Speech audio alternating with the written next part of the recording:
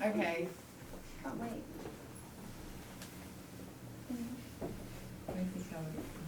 Okay, everyone welcome Vlad.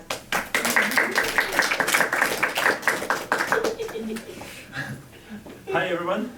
You're gonna sit there? Yeah, I'll try to. Okay, cool. It's a Let bit- me give you a hug. You're the first oh no, you're not the first person to come like all souped up. I've had other suited people. Okay, everyone, this is Vlad. Hi, I'm Vlad. Vlad has come all the way from London to be with us today because yeah, it's really special because I was going to hold a Spread the Love in London and there wasn't enough energy around it. So again, you know how I was saying I don't do anything if I don't feel to do it. I only hold Spread the Love gatherings if there's like an energy, there's a feeling, there's excitement, there's support and all that jazz, which is why we're all here. So, but I spoke to Vlad about this a while ago anyway, so he had the heads up. In fact, you had the heads up before anyone, because again, I don't tend to plan these that far in advance. So I'll just give you a little bit of context. So I met Vlad, oh I love it, through CE5. Okay, so let's see how we bring this in. How many people in the room have seen Close Encounters of the Third Kind? Okay, cool. How many people have never seen Close Encounters of the Third Kind? Okay, cool, quite a few. I watched Close Encounters of the Third Kind last night and I didn't even realise that I was probably just doing a bit of prep for today. Okay, how many people believe in aliens or UFOs? Okay, how many people are not sure? Okay, cool, awesome. Okay, so this is gonna be interesting for everyone. I noticed you're not putting your hands up for anything, Vlad.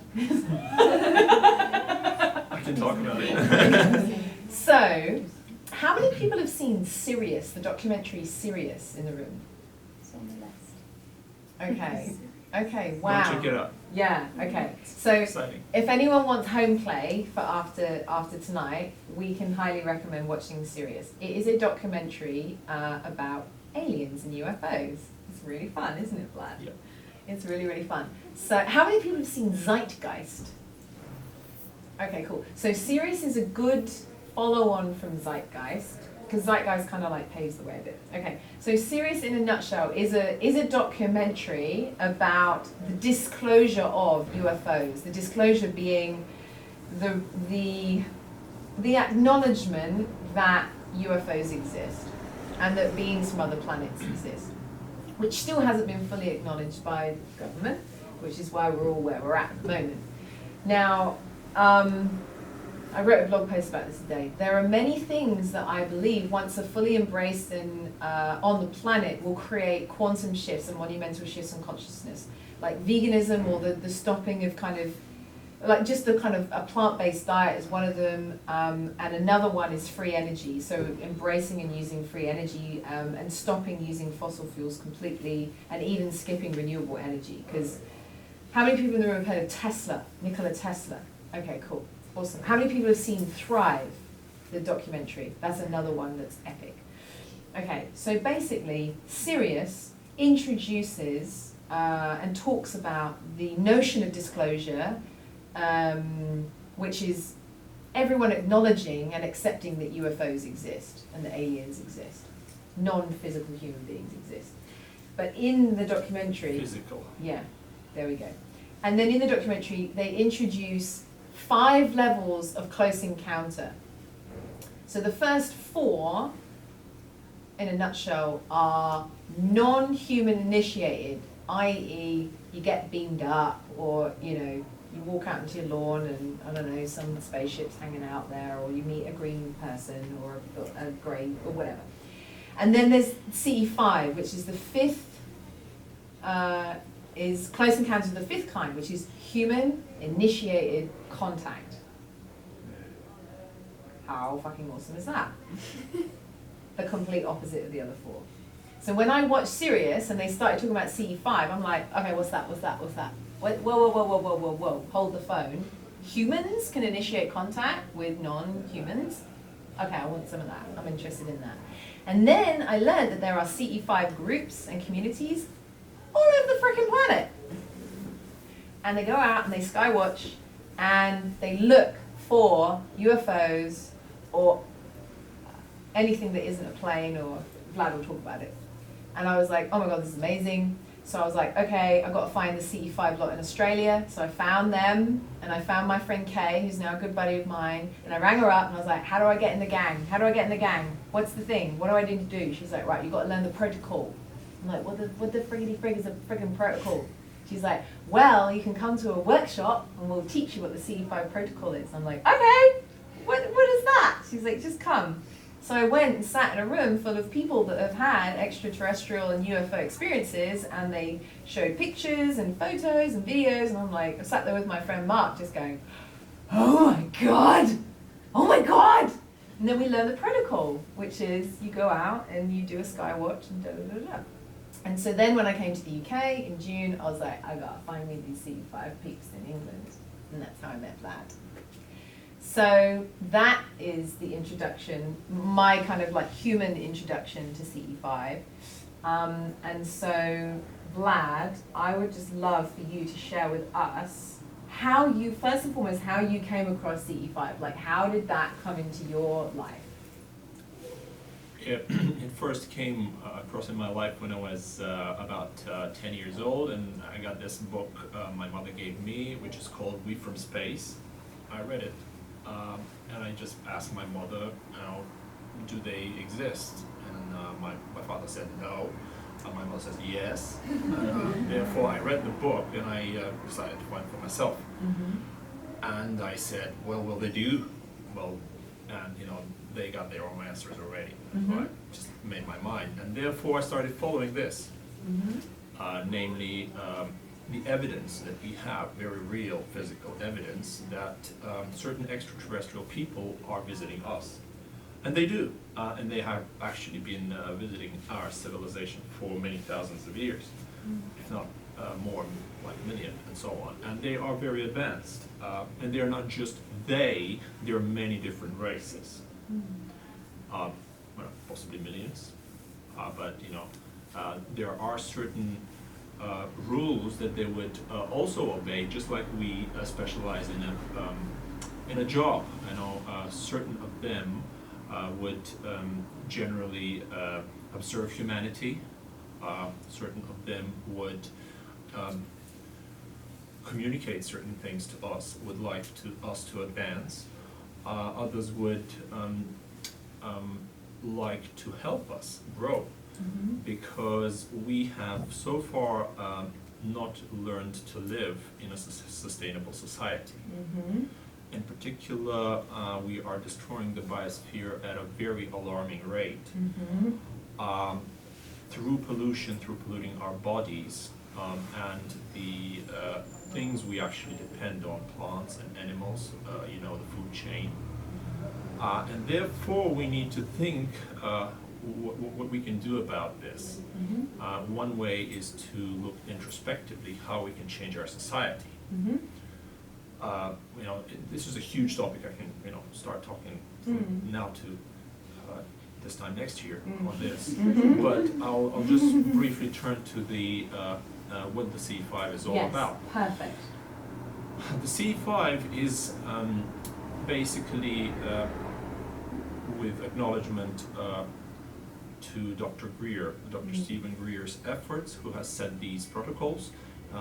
But of course, Stephen made the documentary. He made the documentary Sirius. Yeah. He made Sirius. He is coming up with one more movie, which is even more explosive, and I hope that nothing bad happens before then. It'll be fine. Called Unacknowledged. Yeah. Sirius is free now. Yeah. Unacknowledged will come early 2017, because there is serious criminal activity going on high up in the government and outside the government with these technologies that we have recovered from down extraterrestrial craft.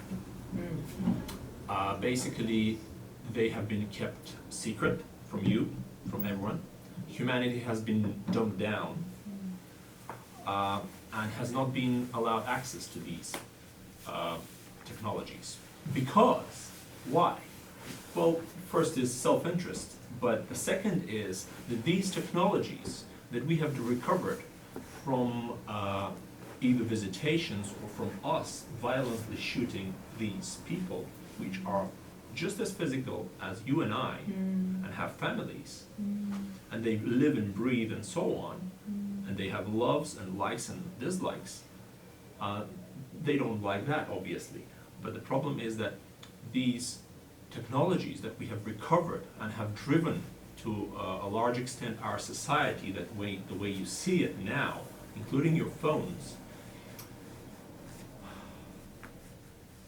the ones that are still being kept secret are so fundamentally changing the game we are now in, called the global economy, that this is why the secrecy has been put in place. Initially, it has been put in place because there was the Cold War and so on. Once we first recovered some of these space vehicles, so it was sort of justified. But that there's no longer this, and humanity has already realized that we are on the brink of self-destruct, either through atomic warfare, which is clearly not going to happen. Nobody's going to allow that. No. We are not stupid enough. No, we're in a timeline that almost will not allow that at all as a collective. Correct. And second, we do not want to keep shooting each other. Although we are regularly fed with this over the mainstream news, but this is only to finance the next war effort. But we want to make peace with ourselves. Well, certain groups don't want that, and that's why we need to do something about it. Now, there are vast implications. I'll just throw it in to say why the secret. What's the secret? What's the big secret? Come on, what were you talking about? I'm talking about technologies that recover energy from the so-called vacuum of space. Free energy. So-called free energy. Yeah. Zero. Or zero-point energy. I'll explain what it is.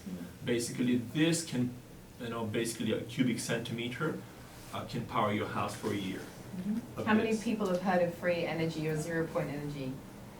Good. Cool. Excellent. Awesome. You need to know about this. This is what you need to know. And this is what Unacknowledged, the movie by Dr. Stephen Greer, will also expose. Yeah. Because this energy can basically be used to power your toothbrush and everything in your house. It can also power interstellar flight. Yeah. But before we are allowed by them to go up there, we need to become a peaceful civilization. Yeah. And this is the problem, because some of us don't want to become peaceful because they are generating, due to self-interest, power through money. Money is a manifestation in this matrix of power. They do not want this to happen. Certain people are psychopaths, others are simply very egoistic people, unfortunately. Most of us are not ultra-billionaires, and they need to pay for everything and continue this matrix. So this is where money comes in. So this is the central kind of paradigm and the central hinge on what this matrix we live in now revolves. It is scarcity.